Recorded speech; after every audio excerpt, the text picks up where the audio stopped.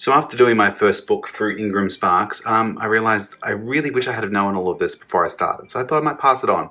So here we go. How to create a double page spread for Ingram Spark books.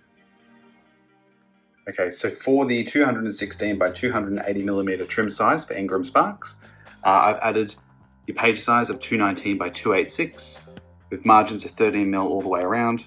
And then I've also got bleed and slug of 3 mil, all sides except the inside. That part I do manually. And 40 pages on this one. That's always have a blank page at the back and always in multiples of 4. Now I was never quite sure how to work out the center bleeds with Ingram Sparks.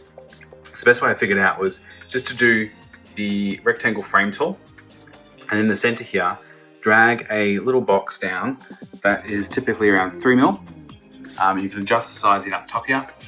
So just make that 3 mil. And then change the color of that to white. And then I basically use that as just a little manual sort of block that helps me space everything out. And you're going to want to copy and paste that, so you've got 2 of them. Okay, next thing, I normally just airdrop all of my files. So grab that and then drop her in. Normally it comes up like this, and then I can just click the corner somewhere and I'll paste her in there. Once the image is pasted in, I normally select it, I drag it around and I resize the frame to fit as best I can the box. And you can just do like these little fill the frame. So now all my corners are filled all the way around the outside, past the bleed as well. Next step is to split it in half. So all I do is grab the right hand side first and I drag it to the middle, let it go. So now I've got that right hand side. Then when it's selected, I just use the keyboard and I just nudge it across 3 millimeters until it lines up to that bar that we inserted earlier. Then we copy and paste the entire image. I line it up on the right hand side. Then double click it.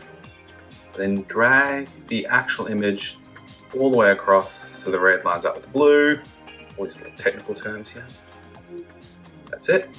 And then again, with the image selected and the blue border, nudge it across 3 mil again until it lines up perfectly with that little center bleed. And that's it. So now we have the left-hand side and the right-hand side page with the bleed all the way around and a 3 mil bleed in the center. So when this gets printed and stuck together, it'll come together perfectly.